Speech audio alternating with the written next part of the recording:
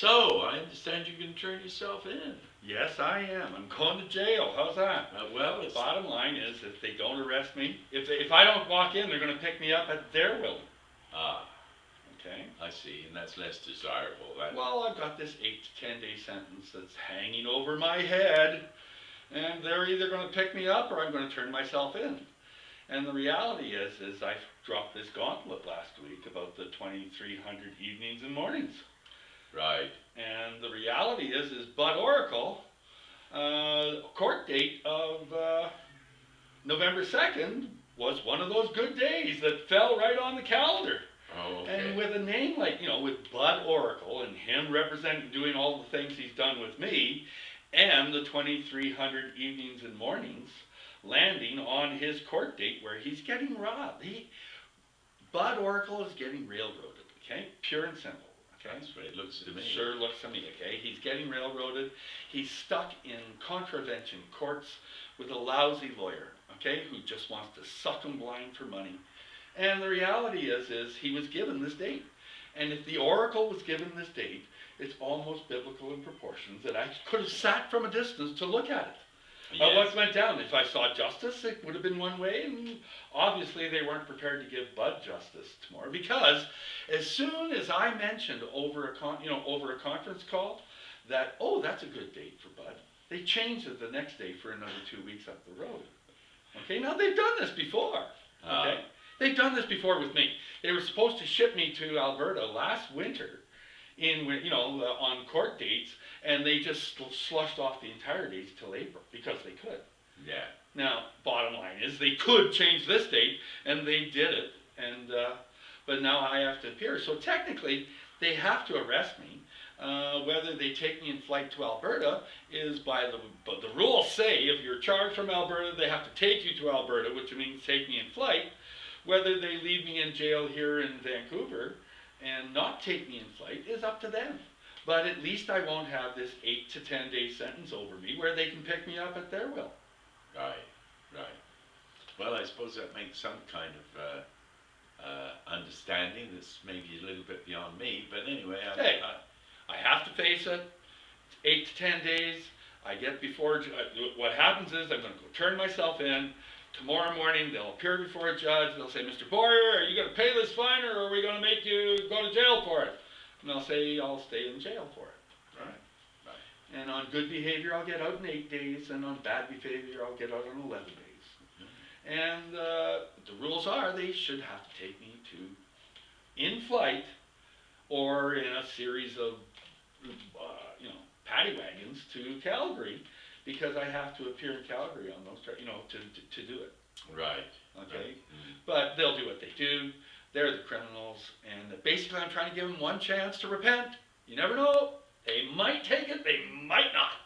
Well, and it might not even be the day. That's just the way it is. So tune in for our next broadcast. It might be 10 days from now on the grounds that I'll be gone for a while. That's okay. And on that, have a nice day. On that happy note. Put it there, Mark. Well done.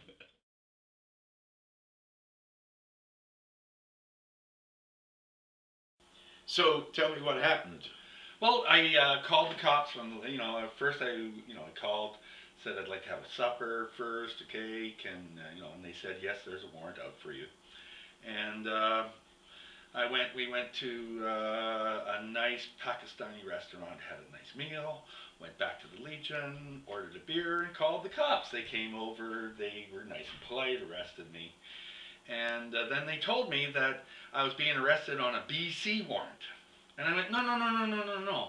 I had a Sergeant Brenner tell me that I was facing a Canada-wide warrant, which is the Alberta charges. And what happened to these charges? And they disappeared, okay? And then she goes, I want to know the specifics of what I'm charged on. So she comes back and says, on December 1st, you were found at 662 Hornby Street, contrary to your prohibition order, and that's what the order's for. And I went, I've never gone to that street on 1st of December. That doesn't make sense. I thought it was this. So they put me down and they take me to the station. Okay. Now, when we get to the station, we get in. They book me. They put me the things. And I'm down. They're doing the strip search. So just stop right there. You were a little ticked off because, as you explained in your first. Yeah. Well, let me finish the first, so that people are up to speed or might be listening Sure. to this. At the first, when you went in there, you had a simple plan that you would go in, get taken 8 to 10 days, serve your time, come out on this and Alberta then move count. along On this Alberta count. on the Canada. On the And Alberta count. when you get here, they say no. Those charges don't exist. That's- They're gone. Okay, the Alberta charges just disappeared. And so they In came other up words, with some other words. No, yeah, they come up with another bullshit. Okay, fine. And they invent So- a date. They okay, invent okay. a thing. Okay. So right now you feel a little ticked off because Oh no! you're, And then when I get to the station, right. they give me another story. Okay, all of a sudden, on December 1st, I contravened a rule of my probation. Not to go to a certain No, part of no, town.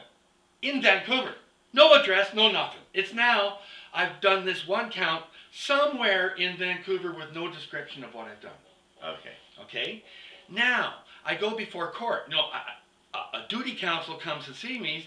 I give them the spiel that this is the 2307, of the evenings and mornings line. You have to do something. I says, your duty counsel, do your duty. And he went scurrying out of there, scared, okay? He was scared because he saw the math. He saw the thing. He saw it. So he runs away, and all of a sudden I'm in this holding cell, a beautiful 6.5 foot long, 4 foot wide, brilliant light cell. This is what they locked me up for. Where? In jail. Yeah, but whereabouts in town? Oh, 222 Misery Mill. Okay. Okay? So I'm thrown in this. Now, it's pathetic, okay? Now, bottom line is that we go through the process. They hand me this release form. Mr. Boyer, sign these release forms and we'll let you out. And they acted surprised that I said, yes, I'll do that. I'll take the conditions. All right. And what Okay. were the conditions? No, I'd be of good behavior and show up on next Tuesday. Right. When my court, which is the week later, okay? Right. With standard procedure, okay? Right. They book you one day, they make you appear. So I go before the count, I go before the wicket, and they said, what is the count? What is, she says, oh, you got a breach of, probation breach. and they says, what is the breach? I've heard 2 variations. Yeah. And they didn't have a variation. Okay, They said but- it was not there. Okay. So they go downstairs, you got to see your probationary officer. So I go downstairs, see the probationary officer. And she goes, oh, and I ask her the question, what is the count? Oh, that'll be in the particulars. When do you get that? Oh, at the next session. And I said, and she goes, and I go, no, you're not dragging this out for another fucking year. You're just not doing it. That's what they did last year. They dragged it out another year. Yeah. They're fucking perverts of the law. What they're doing, right, is because you're determined and your cause is just, they do pervert their offices to ensure that this evil prohibition is maintained because there's so much money in it. Oh, it's For pathetic. the courts and the law. Oh yeah. It's I the mean, only if it okay, wasn't. no, but tell me about what happened with you were roughly treated by the. Oh yeah. Okay. So when did that happen? at the strip search. You were strip searched. Yeah. So all of a sudden, okay, we're in the strip search and it's like take off your shoes. You hand them your shoes. Okay. They take off and I'm ragging on them. Okay. Saying we're facing the second commandment. We really are the 3rd and 4th generation. Right. So what All you're of- trying you to know, do and we're- under these conditions, you're trying to persuade these people. I'm telling these guys, the 2300, we're having the discussion, Well, yeah. and I'm calling them God haters because they're on the wrong side. Well, they And I'm obviously using- are. Okay, Right. I keep repeating, Right. as long as you're on Right. this side, you're Right. God haters, okay? Right. So the guys we're Yeah. down to my maple leaf, okay? Yeah. And I take off my maple leaf, and he's like, oh, what a nice sweater, and I went, you asshole. You think the sweater's so nice, and you're not defending your country and your oath and everything. You're a pervert. And I threw the sweater at him, and they all came down on me with okay.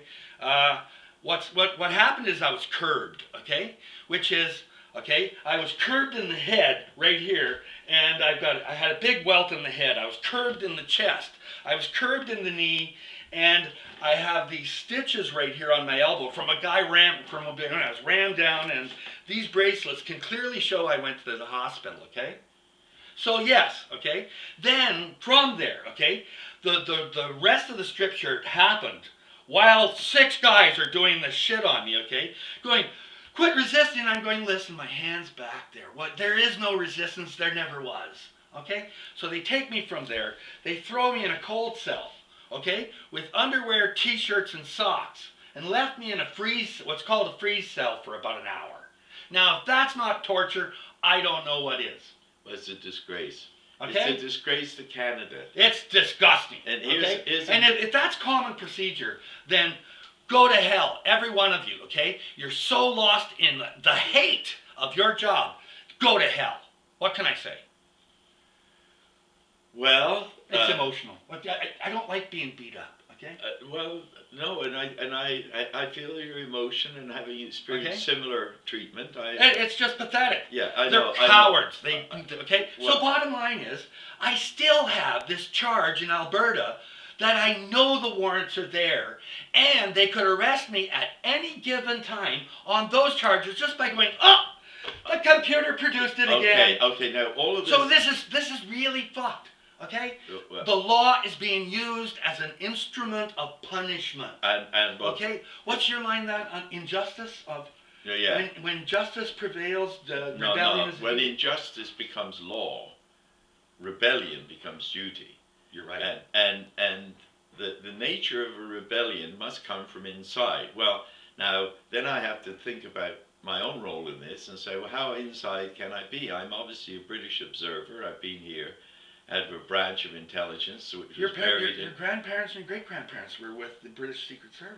That's right. And the position has always been that there are those people of the Commons. This guy in 1979 did the call, Mr. West, did the call from the West, which is a biblical thing, okay? His name is John, okay? Rainbow right. John. John A. Okay? Actually. And bottom line is, you had a kick at the can, yeah, and it didn't happen. Well, no, I did. I grew it because that seemed right. to be, and and it wasn't because I was that engaged. It's just that I'm a reformer, and I saw my neighbors' kids being bused for growing and smoking marijuana. One generation later, the 40 years later, there are other people in between, like Don Briere did it. All kinds of people have fought for this cause. That's right. Everyone is. And we fought the law, and the law won. Not yet. See, the game's not over, right? No, until the fat lady sings. Well, actually, it's Gabriel's horns. Well, that will happen too. Gabriel's horns are about to blow, and that's to the glory of all God's children. All God's children and all creation, and that's why I'm grateful for what you have done most for me, was to define something very profound, and that is this concept of a new covenant between people and creation. Oh, no. And upholding creation. It's God's covenant. If we start upholding God's creation, we will inherit the earth. Well, I think that's now. Okay. Right now, I'm doing the call from the west, and the answer comes from the east. So they're having another kick at the can. Well, I think finally the monarchy will wake up to its responsibility, having claimed the authority, and therefore begin to respond intelligently. Isaiah 4 says that in that day, everything will be beautiful. That's right.